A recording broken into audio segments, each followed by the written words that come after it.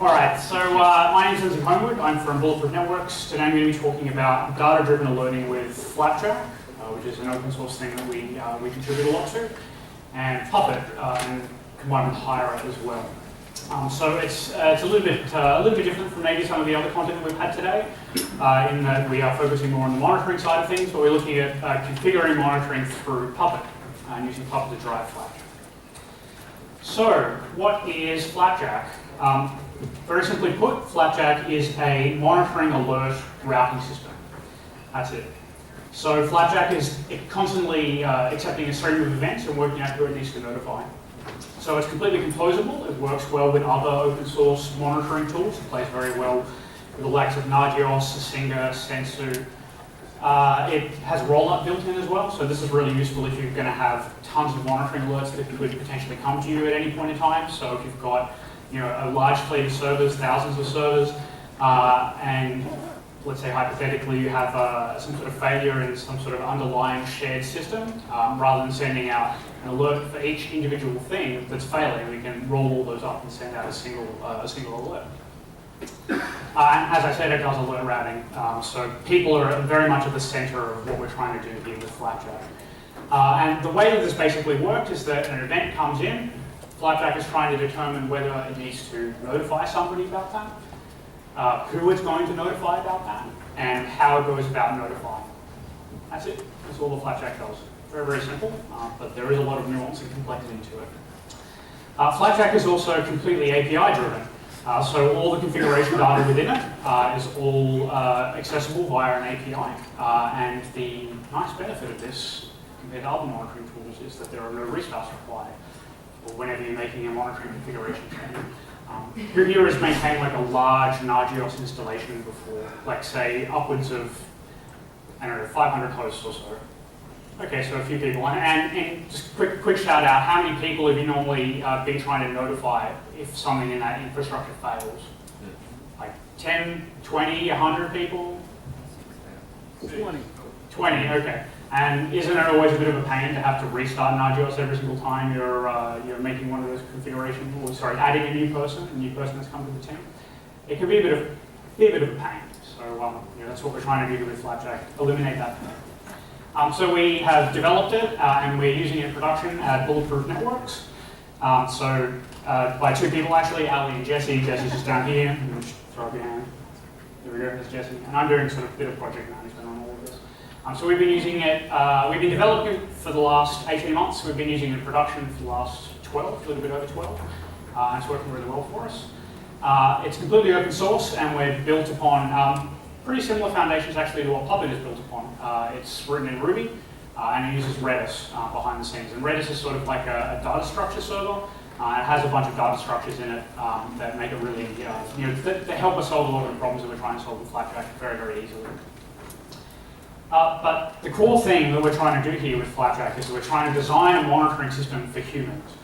You can sort of think of Flapjack as being the umbrella here, and the rain as being the stream of alerts that are coming through. We want to be able to protect the humans so that they're not, at the end of a hard day at work, they're not completely soaked through. So, why would you use Flapjack? So, if you're using like a large Nagios, if you're operating a large Nagios cluster, you might be wondering, okay, well, I've sort of invested a whole bunch of time and effort into making this work. Why would I use something else? So, there are some very specific use cases that Flapjack helps you out with. Firstly, if you've got any sort of multi-tenancy concerns, so say you're a service provider or a hosting provider and you have lots of different customers and lots of people at each of those different customers that might want to be notified about particular things that fail, Flapjack can help you out very, very well with that. Also, this works quite well if you've got a lot of segregated responsibility. So say you're an enterprise and you aren't sort of fully buying into the whole DevOps thing, and you've got different teams that are responsible for, that are sort of siloed off for one another, and they're responsible for these particular classes of alerts and these class alerts alone. Flapjack makes it very, very easy. You can leverage a lot of the functionality that you get for the multi-tenancy to do this sort of segregated responsibility for all of your monitoring alert routing. The other really cool thing here, though, is check engine independence. So we use it in production at Bulletproof with Nagios. However, you can run it with multiple check execution engines, so say a Nagios, a Singer, Sensu, all upstream, all creating events and streaming them to Flapjack. Flapjack will aggregate all of those together, and it basically acts as like the central choke point for all the notifications that are going out. So if you've got lots of failures for lots of different systems that are being detected by lots of different monitoring systems, you can actually centralize all that configuration in one place, which is sort of pretty useful as well if you want to do like a prototype implementation of a new particular monitoring system. You don't have to go about duplicating all your notification settings again. You can divide it in one place and you can just plug and play. And there are some killer features that allow Flapjack to do all of this. So firstly, there's self-checking. And this is actually a really important thing when we're sort of all, as an industry, sort of starting to move towards composable monitoring, where you've got like a pipeline of different monitoring events that are coming through, and you want to make sure that some sort of failure further up the chain isn't causing some other failure further down the line. So with the self-checking thing, in Flapjack we've got a thing called Ubertet. So you have event producers, so they're the likes of like Nagios, Singer, Sensu, and they're sending a stream of events to Flapjack. And then we've got the Ubertet that's sitting on the other end, which stands for the out-of-band end-to-end test. It's looking for these events that are coming through, and it's working out whether it's seeing events as frequently as what it thinks it should. It's actually a little bit more nuanced than that. So we've actually got this Flapper service up here, which is a monitoring, like a generic monitoring service that is oscillating between being okay, critical. And then we have your event producers. So let's just say, hypothetically, we're talking about Nagios here. Is running a monitoring check against the Flapper to say, hey, are you up or are you down? It's going to detect at a regular interval that it's actually going up and down. And then it's streaming the events, just like any other sort of monitoring event, to Flapjack. Flapjack is going, oh, okay, I actually need to notify somebody about that, sending it to a Jabber room. And then we've got the Ubertet sitting in the Jabber room going, oh, okay, I'm seeing that this particular monitoring check that I'm looking out for is actually going between an okay and a critical state. And that's basically how we verify that the events that are coming through are actually relatively current. And then we hook that all up with PagerDuty there. So who here has used PagerDuty at all before? Put your hands. Okay, so if you haven't heard of it, PagerDuty is a software as a service. I guess it's like an escalation and roster management for on-call teams. And it also does pretty great alerting as well. So the great thing about that here is you can use it as like as the end part to the out-of-band testing, so it's completely removed from the rest of the monitoring infrastructure. Other killer feature-wise, roll-up. So there is alert summarization, and there's a lot of effort that we've put into this to make this work well. So we actually have per contact per media thresholds. And what that means is that contacts are basically the core of the system, so contact being a human. And then every contact has media that's associated to them. So something like an SMS, email, Jabber, PagerDuty. And then each of those media has actually got a notification threshold. And what Flapjack does with that threshold is it says, okay, let's say I've got more than 5 things that need to be that I need to alert this particular person on this particular media thing. Say 5 checks that I'm going to alert via SMS, then actually punch them all up and send a single alert to say, hey, these 5 things are broken, you should go here to actually work out what's wrong. And we've got a lot of flexibility on that. So say for SMS, SMS networks in Australia are not particularly reliable when it comes to delivering SMSs. So you might want to set that quite low. So if you've got more than, say, three things that need to be sent to somebody at one time, you send out a single alert. Email, you probably don't want to wake up in the morning with a couple of thousand monitoring alerts in your inbox, so you can tune that as you wish. And then you've got the likes of PagerDuty as well, which actually has roll-up built into the service, and you can actually just disable the roll-up of Flapjack entirely, and you can delegate the responsibility to another service if it's already got that. So that's that's on a per contact basis as well.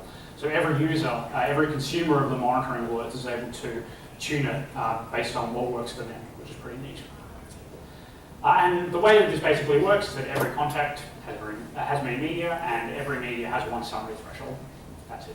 And we expose all this information over the API as well, so it's very easy to query it, change it, that sort of thing. Tagging as well, so we use tagging as a way to do, sort of like in the Nagios terminology with host groups and service groups. We put tags absolutely everywhere, so you've got tags on sort of the core Flapjack data types. Some of them are more useful than others. We basically just added tagging wherever we could and hope that it would be useful to someone someday. So it's a pretty useful feature. Okay, so how does Flapjack actually work? And this is really important to understanding how you would manage something like this with Puppet as well. So to really understand how Flapjack works, you probably want to have a very quick look at the data model, and fortunately it's very, very simple. So as I said before, contacts are at the center of Flapjack. We care about humans, we care about shielding the humans. And contact has many media, so media being SMS, email, Java, PagerDuty. And a contact also has multiple notification rules. Notification rules actually handle how alerts are routed to people. And a contact can have as many notification rules as they want for whatever weird edge cases they're trying to deal with in their monitoring system. Contacts are associated with entities. So an entity being, an entity can actually be anything from like an actual physical device, like a laptop or a server, all the way up to an entire data center or a continent, if you wanted to. And then you've basically got probes against those entities called checks. And your monitoring system is, sorry, the check execution engine is sending a stream of events about checks that are related to particular entities. So that's it. That's pretty much the data model right there. We also maintain a little bit of history off to the side. So whenever somebody sets mainnets or does acknowledgements or any sort of state change that happens on that service that we observe, we record it for analysis later on. All right, so now that we understand the data model, we can dive a little bit more into the architecture about how all the different components of Flapjack work. So as we've seen this a little bit before, but we've got event producers, you've got your processors, and you've got your gateways. So an event producer can be, let's say, a Singer, Sensu, Nagios. We've got different integration points for each of those different check execution engines. So for a Singer and Nagios, we've got a thing called Flapjack Feeder, which is a Nagios event broker module. You load it into Nagios, and it basically takes the observed state changes and the check results within Nagios, and it turns them into events that Flapjack can understand.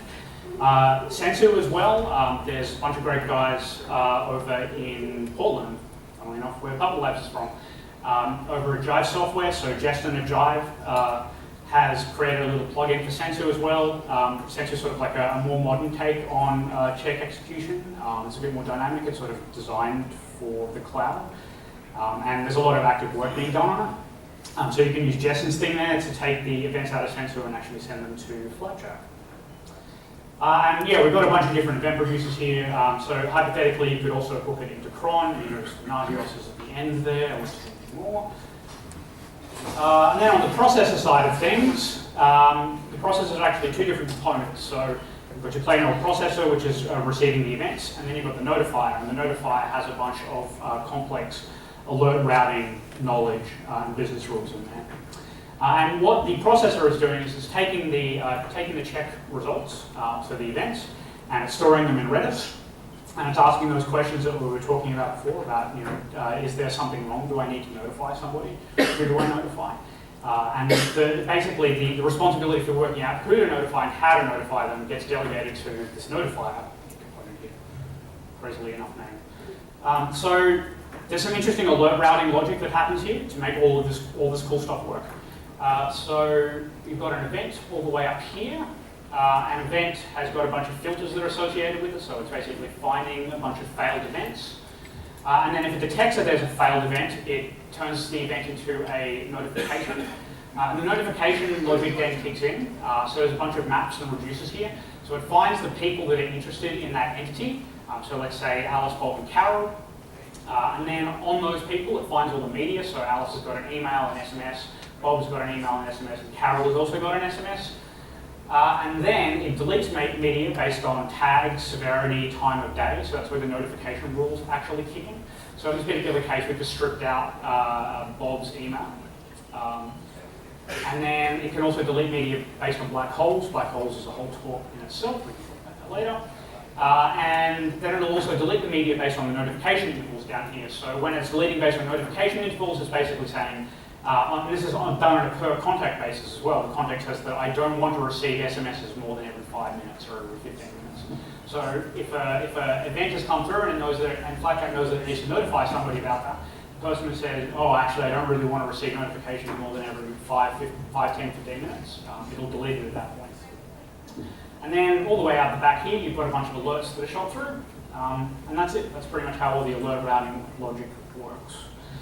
And then finally, we've got a bunch of gateways, and we've sort of we use the gateway architecture really thoroughly all throughout Flapjack. So we've got, as I said before, gateways for emails, SMS, Jabber, and PagerDuty.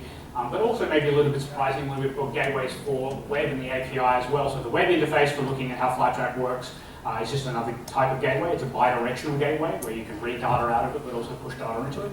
And the same with the API. And then the cool thing actually about using this particular gateway design is that if we want to do new versions of the API, it's just a case of duplicating the old one, and the two can actually run side by side. So it's a very easy way for us to be able to support multiple versions of the API, or even different versions of the web interface, in fact. So yeah, that's basically how gateways work.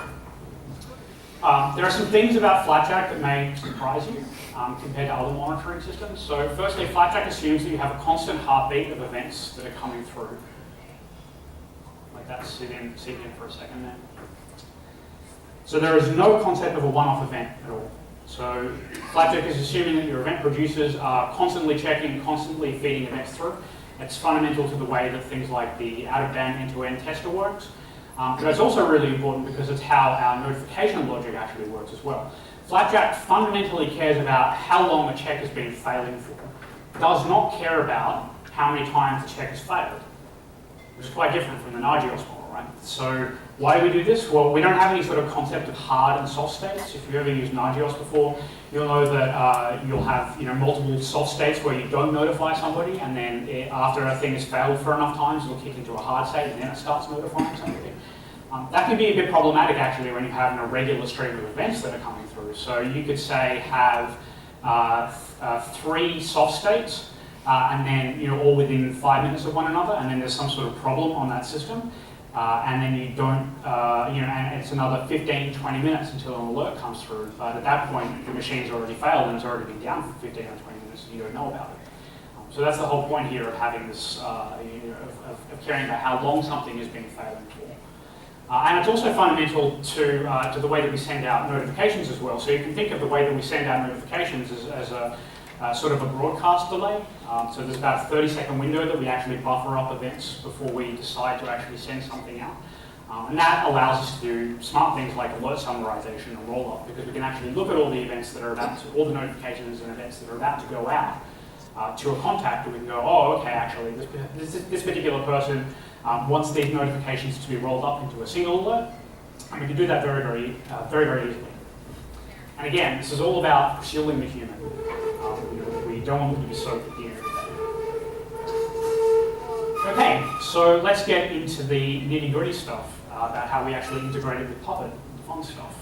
So what we're going to do here in this talk, it's actually going to be a bit of a live demo. We're going to configure Flapjack with Puppet itself. And what we're doing here is we're going to treat Puppet as an external source of truth for Flapjack. So we're going to say that Puppet is mostly authoritative for the data that's within Flapjack. And we're going to do this by managing a couple of the core data types in Puppet, in Flapjack with Puppet. So we're going to manage contacts, media, notification rules, and the association between contacts and entities. How are we going to do this? Well, we actually have a bunch of Puppet types to manage the data within Flapjack, and it's one of the great things about having an API-first approach to building all the functionality within Flapjack. It means that we have a relatively strong and robust API that we're able to integrate with pretty easily. So I actually only wrote these Puppet types a couple of days ago, and it just works. And the way that this is actually going to work is we've got Puppet over here as your single source of truth, and then Puppet is going to talk to the Flapjack API via these Puppet types and providers. The API is going to push the data into Redis, and then for monitoring alerts that are coming through here, they're going to go through Flapjack. Flapjack is going to check the data that's in Redis that we pushed in there via Puppet, and then it's going to send out some notifications. Type of provider. So bootstrapping, you can actually follow along with this at home this evening after I push all the code. So the way that it works is we've got a Vagrant Flapjack box here.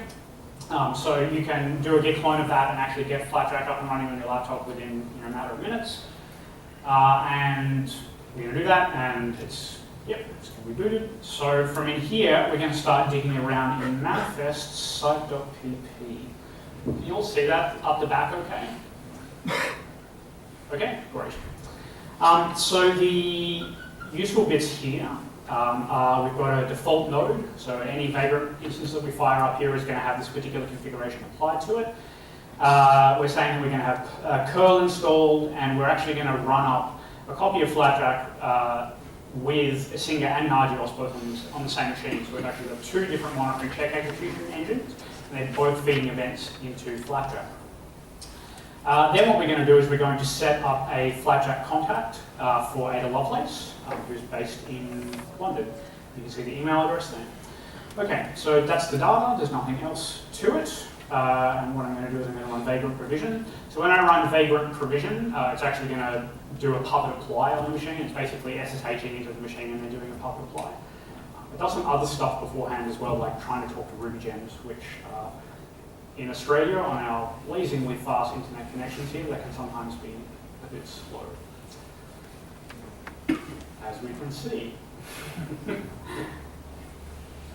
I have a way to get around this. Give it a second. Fun times. Right, kill that. Turn that off. All right, let's try that again. Woo! Thanks, Ruby Gems. You're awesome. Okay, that's it. So we created a Flapjack contact here for Ada at example.com. And if we go poking around, there's a point to that. I'm not just really vain. All right, so you can see here that we've got a contact created for Ada Lovelace. Excuse the crappy resolution there. Okay, so we can see that the data is in there. That's all pushed in there from Puppet, which is pretty neat. All right, so now we're going to take it to the next level. What we're going to do is we're going to go here, and what I'm going to do is I'm going to add an SMS media to Ada. So I will comment that. And I'm then going to run vagrant provision again, which is doing another puppet run.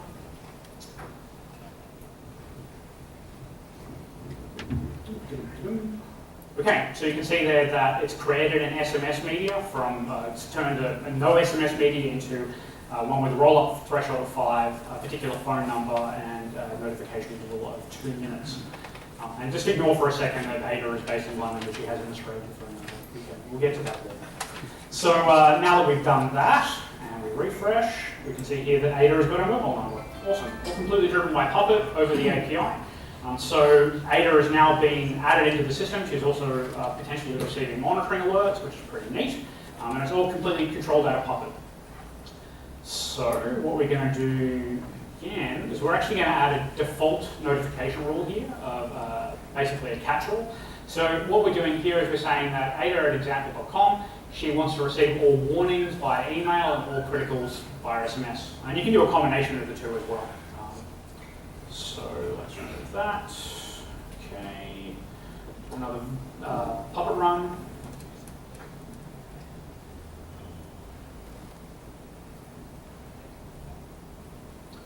Okay, that's it. So if we dig down a little bit on Ada, excuse the other contact interface, you can see here that there is an Ada catch-all notification rule that's been created for email and SMS. No time restrictions associated to that. So we've got a pretty flexible way of restricting these notification rules to times of day, having recurring events, that sort of thing. But you can see here that we've created these catch-all rules. So that's all working, again, all powered by Puppet, which is pretty neat. And let's say hypothetically that Ada is an application developer, and she wants to receive all alerts for appo1.example.com. She wants warnings and criticals to both be SMSs to her. So let's do that. Oops. Another vapor provision.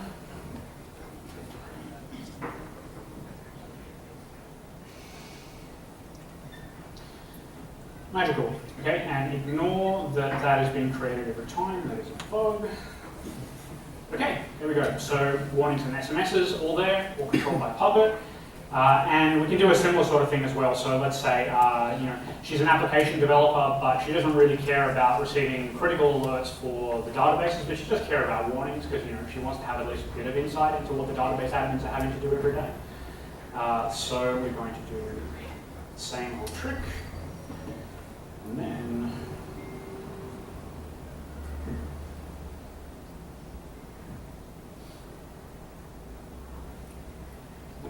magical, all there.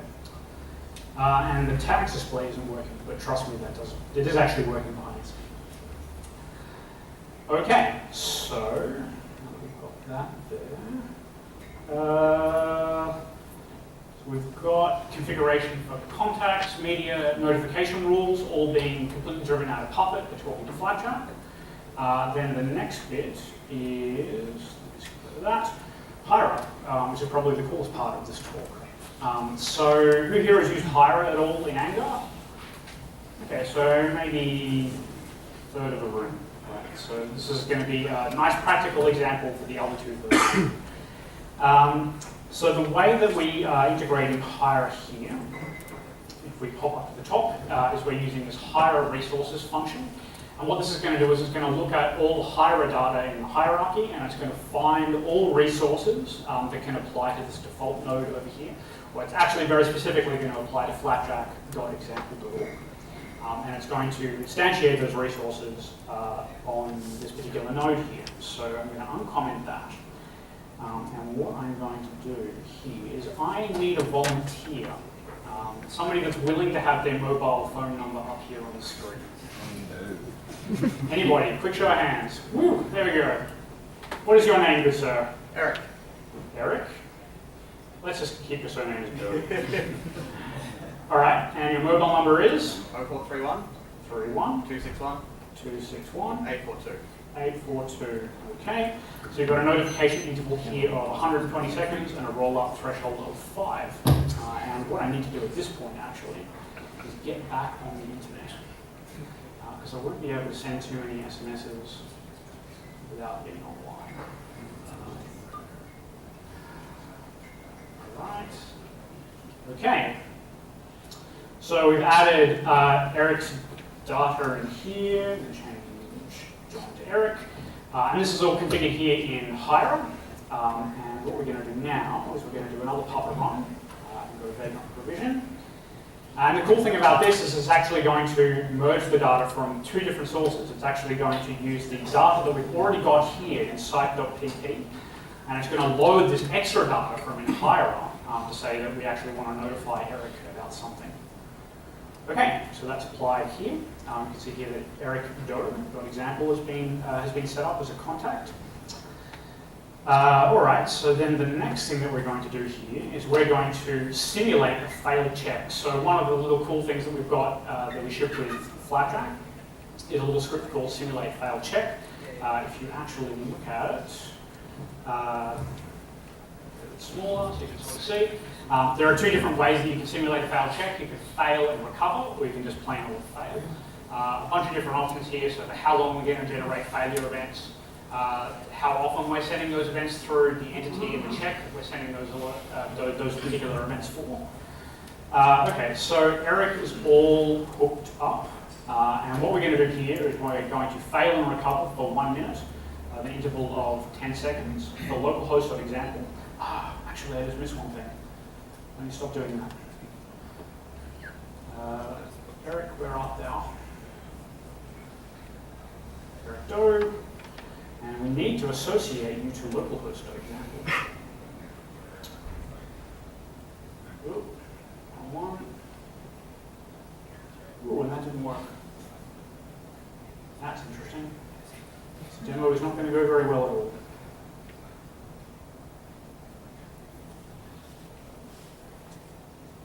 Okay, there it is. Perfect.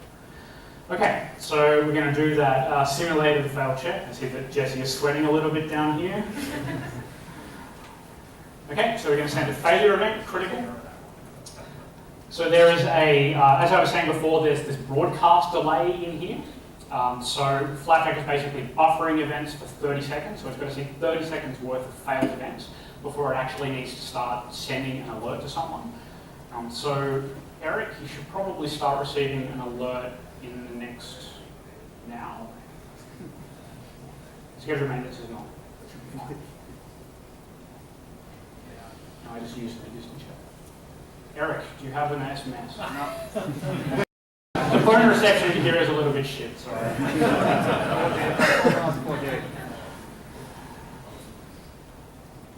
Let's see. Yeah, okay. So we are getting a critical alert here. When we were doing this with the testing before, there was up to like a 2-minute delay for the SMSs. So you have to trust me, it does work. All right, so there's a recovery event. Anything, Eric? No. Well, shit. Jesse, can I borrow your phone? Oh, I'm just going to show the actual alert.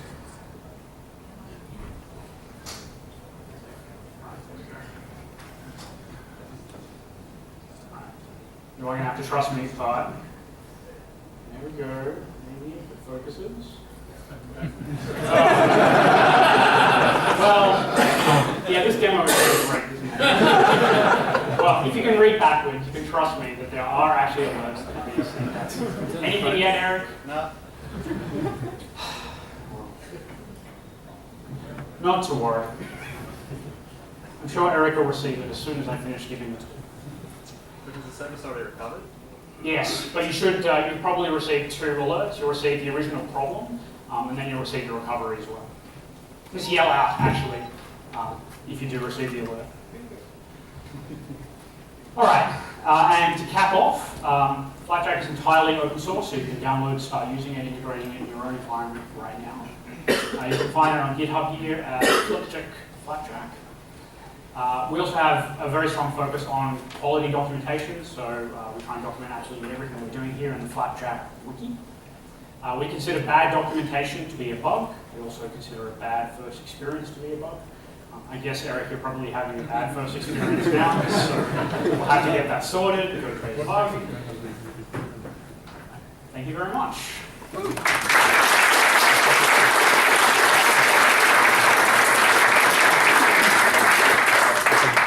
All right, are there any questions?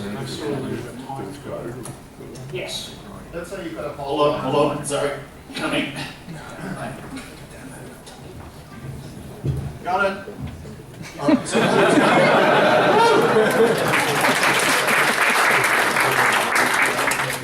So what happens if you have an entire sort of network meltdown and you've just got hundreds and hundreds of alerts being sent out? How can you handle that type of condition with it?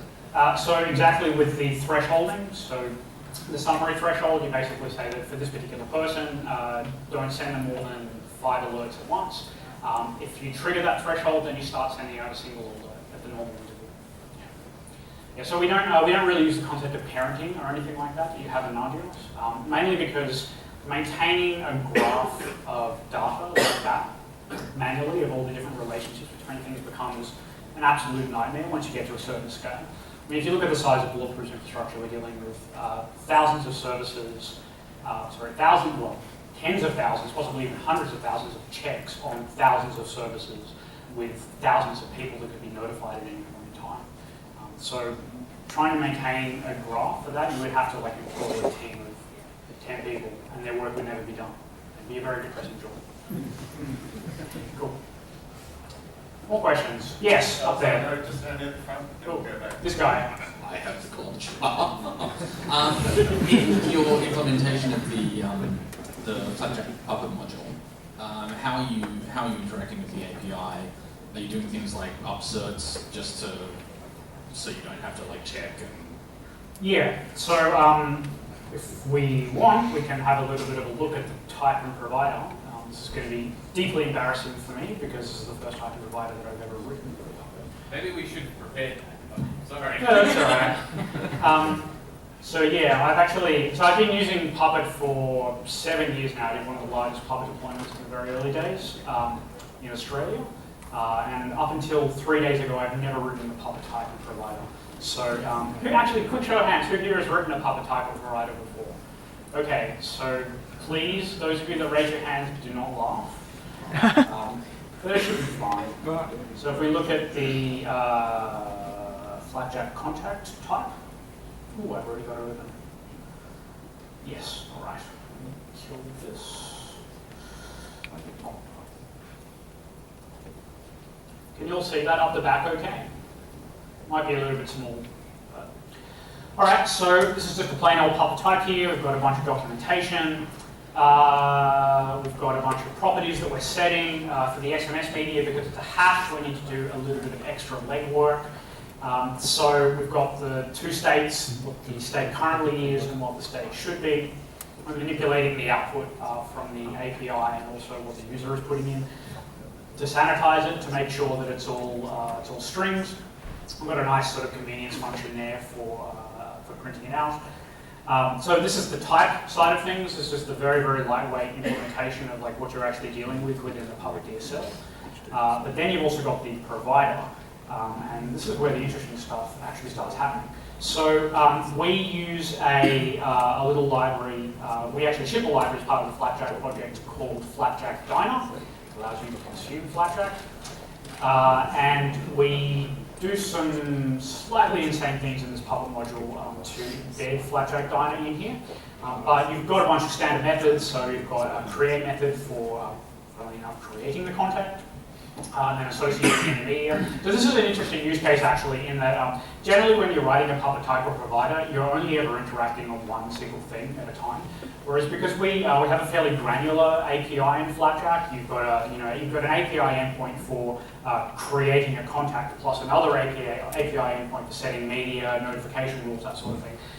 You probably want to, like when we were designing the types, we were thinking about what's the simplest way to actually get up and running. So. For me, my opinion there was that, well, you probably don't want to have a separate type just for SMS media and another one just for email media.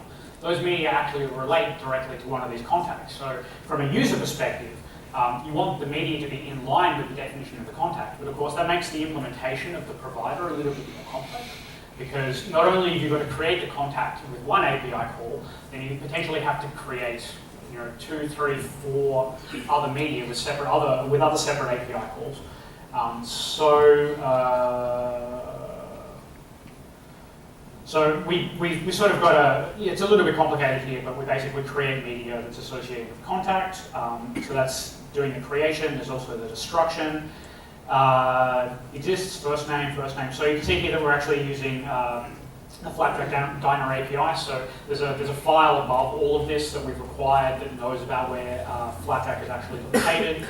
We're just calling a method on this sort of Flapjack object called update contacts, and it'll set the first name, last name, whatever. It gets a little bit more complex down here. Like who here has written a bit of Ruby before and understands what's going on here? Okay, so a few people. So here, in this particular case, we're actually using some of the meta-programming stuff within Ruby that allows you to dynamically define methods. The reason that I did that in this particular approach, it might seem a little bit scary, but the accessor methods for setting SMS and email are exactly the same. So rather than having a huge chunk of code here duplicated for the SMS, the email for PagerDuty, I basically defined a nice little thing up here. So let's say I want to add an accessor for PagerDuty. I'm going to do PagerDuty and Java. Now, suddenly I've got exactly the same convenience methods available to it. I don't need to write any more code. I just added those two little bits in there. And that behind the scenes is using this create media accessor method that the Flapjack Diner provides. The same for updating, that sort of thing. So that's basically how all that works. And then we've got a bunch of private methods here for like common helper things for accessing the data and that sort of thing. It's all pretty simple and straightforward. It's fun writing types. So you do actually fetch the data, check the differences? Yes, so the question was, do I fetch the data and check the differences? Absolutely, yeah. I do a little bit of caching, but yeah. Quick question. I was just wondering who your SMS gateway provider is and whether Yeah. that works out of the box. I presume you'd have to configure that yourself. Yeah, that's right. Use So password. we're using MessageNet, and that's pretty much because that's what Bulletproof uses. But as I was saying before, we make it very, very easy to write new gateways. So it's pretty easy to talk to whatever other SMS gateways you want. We sort of have a post 1.0 development goal to get different SMS gateways supported, just so that it makes it easier for people to plug it in. Just one last question at the back here. Apart from notifications, can you actually get Flapjack to actually do something more useful rather than just notifying people, like, let's say, restart a service? Yes, you would totally write a gateway to do that. Right now, Flapjack is optimized for one thing. It's about protecting the human, being the shit umbrella for all the alerts that are going to come through. But that said, you could absolutely write a gateway that had like an auto remediation engine that would go, okay, for this particular type of thing, I've seen this before, go and trigger these particular tasks, hook it up to End Collective, right? I've seen these particular types of monitoring alerts that are coming through. Run an End Collective client to go and restart a bunch of services across my cluster, or free up disk space or something like that. You could absolutely do something like that very, very easily.